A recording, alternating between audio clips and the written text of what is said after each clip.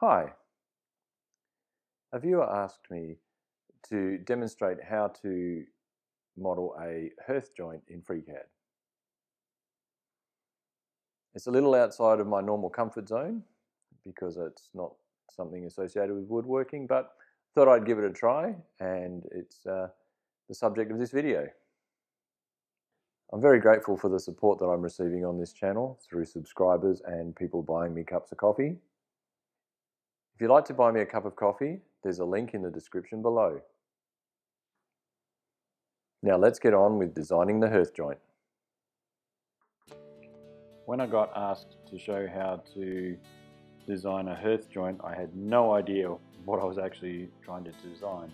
So the first thing I did was I jumped onto Google and just did a search looking for images of the joint to give me an idea of what it actually was.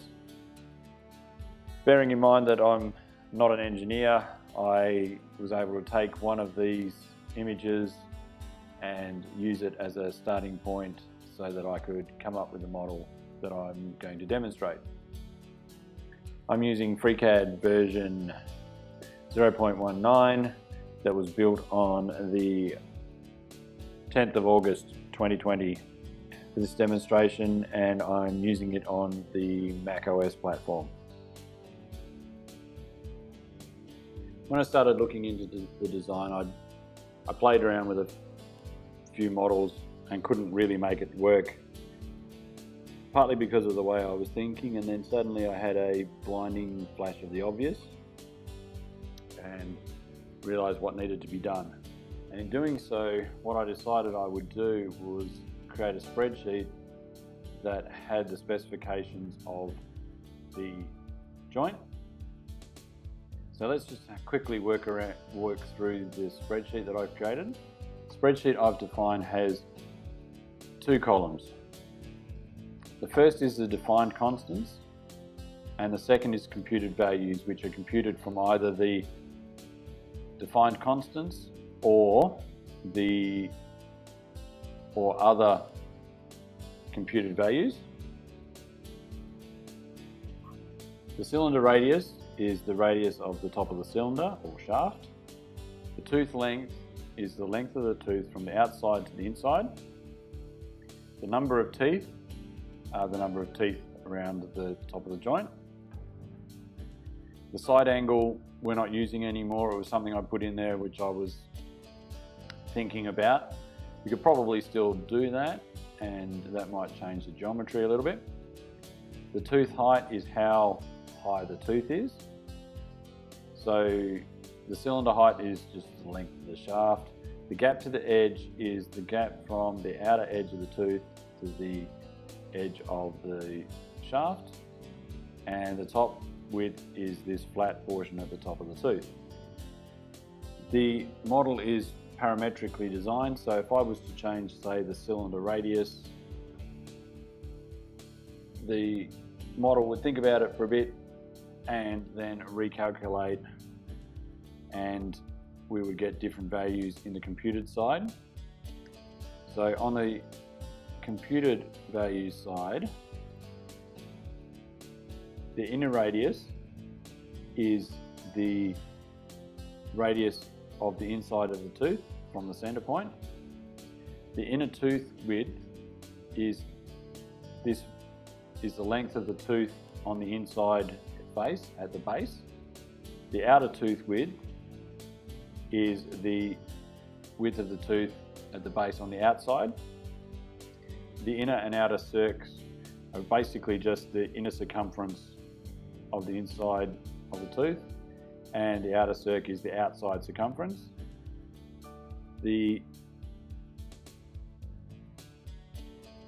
tooth outer edge is actually the radius from the center of the shaft to the outside edge of the tooth, and the total tool width is the width of the inside of the tooth plus the gap between them.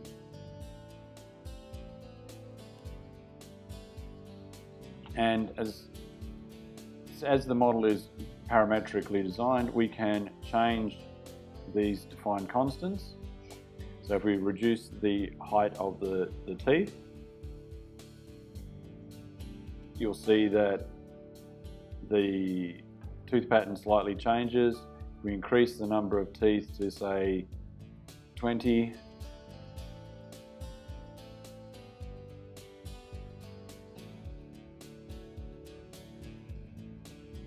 You get perhaps a more realistic model maybe. I'm not an engineer, and this is my interpretation of the Hirth joint. It may not actually be the right sort of thing to use in practice, but it looks like the examples that I've seen and that I showed earlier on. Now we're going to model the shaft. We'll start by creating the cylinder, which is going to be the shaft that the joint will use. And we'll just create a simple sketch in the part design workbench. So we'll create a body first, then we'll create the sketch, and we will do the sketch in the XY plane.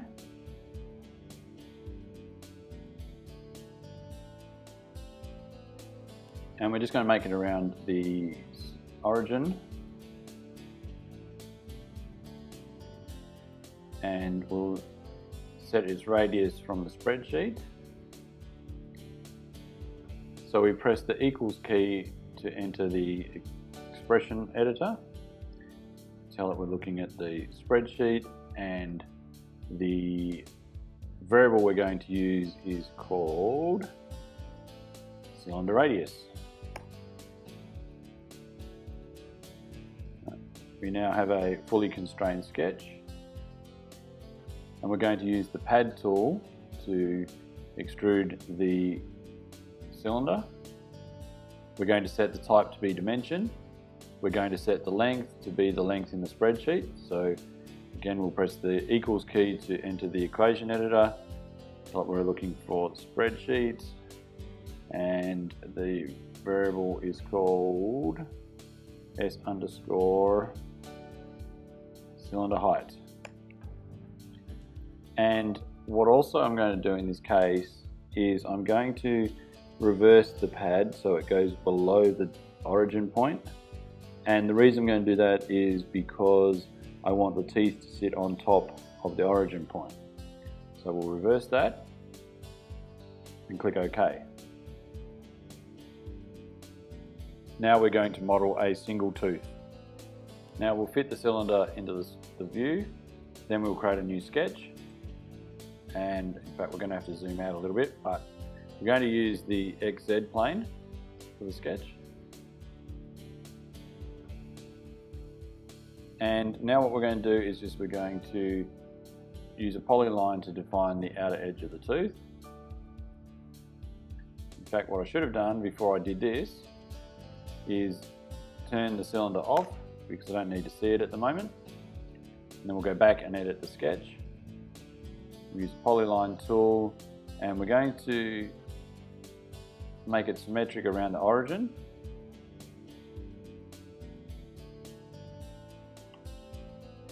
So first of all, we'll select the bottom left and bottom right corners and then the origin point. And then use the S key to set a symmetry constraint. We're going to make the two sides the same length. So we select them, then press the E key to set an equality constraint. We're going to set the width of the top. No, we're not. Before we do that, what we're going to do is actually put some fillets in.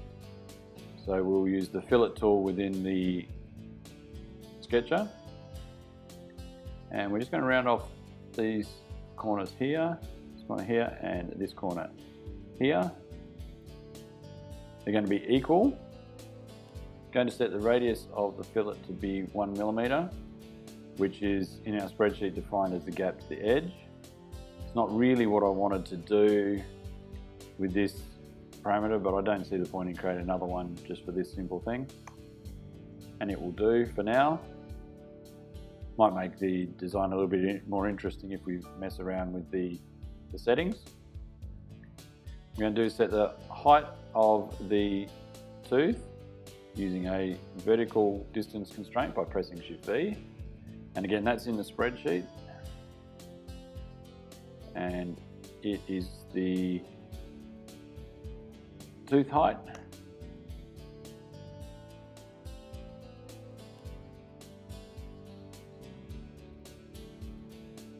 Pull that out of the way, make it a little bit clearer. We're going to set the length of the bottom of the tooth using a horizontal distance constraint by pressing Shift H. Again, it's in the spreadsheet and it's a computed variable, and that one is called the outer tooth width.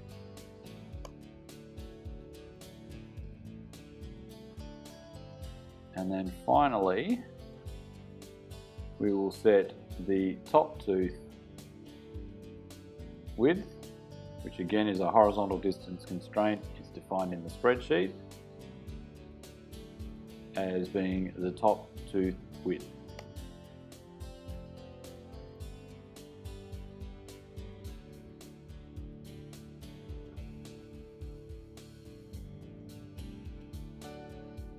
And that is now a fully constrained sketch. However, I think I've got some of the values wrong. I don't really like it.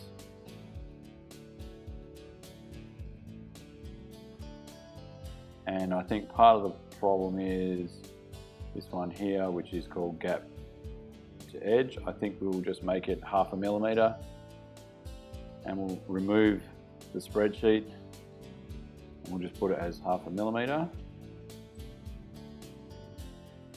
Oops, that didn't work. Okay. Oh, it's not liking me at all at the moment.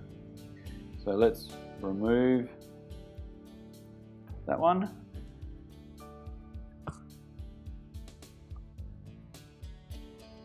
We'll reset that and we'll just hard code that as 0.5 millimeters. And what we'll also do is I think we'll just reduce the width at the top here. And that's the top tooth width. We will make that 1 millimeter. So when we come back to the sketch, that should have updated, but it didn't. Yes, it did once we closed it and reopened it. So you can see it looks a bit more like a tooth now. Close that. Now I'll turn the pad back on, and you'll see that the sketch actually is sitting right in the middle of the top of the cylinder. We don't want that to be the case. So what we're going to do is we're going to change the placement of the sketch. In particular, we're going to change the attachment point, and that's found in the data tab or data tab, depending on how you want to say it. And we look for the attachment property, come down to where it's got position, and we're going to change the Z-axis. So what we're going to do is we're going to move the Z-axis,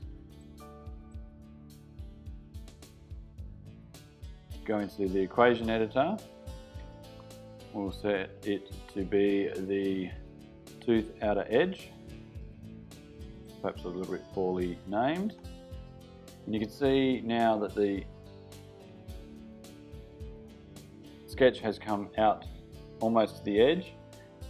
Now the tooth outer edge parameter is the radius of the cylinder minus the gap from the edge, which is 1 millimeter, so it's 14 millimeters. Now what we're going to do is we'll create another sketch, which will be the inner tooth. Just create a sketch on the XZ plane, and what we'll do is, again, we'll turn the pad off. I should have done that beforehand. I'm going to leave the outer tooth on for the minute, and again we'll use just use a polyline to define the tooth.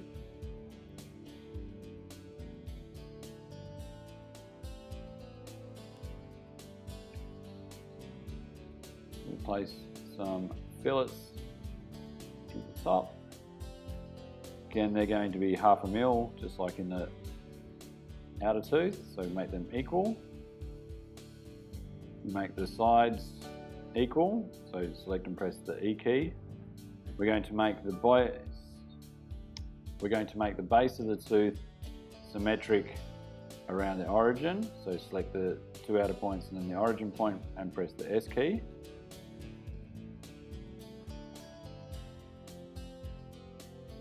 We're going to set the width of the bottom using a horizontal distance constraint by pressing Shift H, and again that's coming from the spreadsheet, and it is the inner tooth width. So the top of the inner edge of the tooth is going to be the same width as the top of the outer edge of the tooth. We set that using a horizontal distance constraint by pressing Shift H, and then enter the equation editor by pressing equals and get that value out of the spreadsheet, and that's the top tooth width. Now you can see that that's already causing a few problems here. The tooth should be actually sloping inwards, not outwards, but that's okay. What we will do is we will change the number of teeth that go around the outside of the cylinder, and that should fix that problem. We're going to set the fillet here to be 1/2 millimeter, as we did with the one on the front of the tooth. And we're going to set the height to be the same by setting a vertical distance constraint and pressing the Shift V key, and we'll get the distance out of the spreadsheet, and that is the tooth height. So you can see the inner tooth is looking a bit weird at the moment. And again, if I turn the pad back, or the cylinder back on, you'll see it's in the middle of the cylinder, which is not what we want. So we will do the same thing with that sketch. We will change its Z position, and that's going to be the inner radius of the tooth. So we go into the equation editor, into the spreadsheet, and use the inner radius. Click OK, and OK again, and that has now moved that tooth. Now what I'm going to do is I'm going to use the loft tool to actually define the tooth. So select the 2 sketches, and in fact before I use the loft tool I'm just going to save the model. Then I'm going to use the loft tool, and we're going to accept that, and so there is our tooth somewhat defined. But as I said, the model is a bit weird because this tooth is ill-defined in the spreadsheet. So what we'll do is we will tile our 2 windows so we can see the spreadsheet and the tooth itself. And what we will do is we've got 20 teeth around what is effectively a 87 millimeter circumference, which is probably way too many teeth. So let's drop that down to say 15, and let's make it 14 and keep it even. You'll see that the tooth pattern has changed. You'll note that looking at it from the top, the teeth are wider at the outside than the inside, which is what we want. So now what we'll do is we'll just make it full screen again, go back to isometric view. So we've got the tooth, as you can see. Now we're going to create teeth around the top of the shaft. So now I'm going to rename the additive loft because that's effectively the tooth. And then what we're going to do is we're going to use that and then the polar pattern tool to rotate it around the top of the cylinder.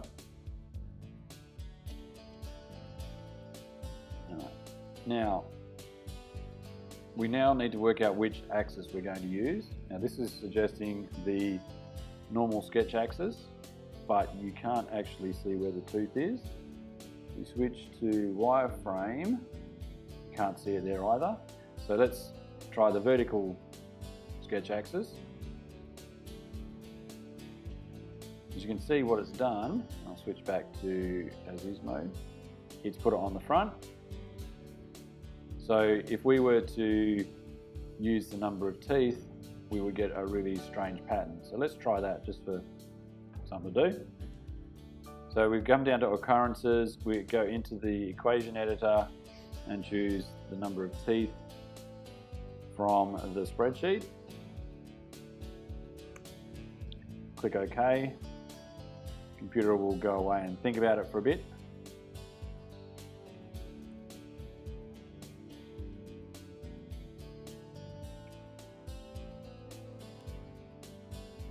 And now that it's finished, you can see it's a very tight pattern. So obviously we're on the right track, but it's still not correct. So I'm just going to temporarily reduce the number of occurrences back down to 2 so that we can work out which of the axes we're going to use. So if we switch to the horizontal sketch axis, you'll see again it's come and made a different pattern. Similarly, if we select the base x-axis, it has basically rotated it around the x-axis, and so the tooth is actually on the inside. As you can see, if we switch it to wireframe, or at least the top of the sketch, the tooth is there. If we change it to be the base y-axis, the tooth disappears entirely. And if we make it the base z-axis, you'll see that the tooth is now on 180 degrees across from the first tooth. I'll switch back to as is view. And so now what we can do is we can set the occurrences back to being the value in the spreadsheet, num teeth, and it will think about it for a bit and it will put the teeth exactly where I want them. Select OK. And now we have our Hirth joint defined. Well, I hope you found that interesting. If you did, click the like button below. I like hearing your feedback, so please leave comments and topic suggestions below as well.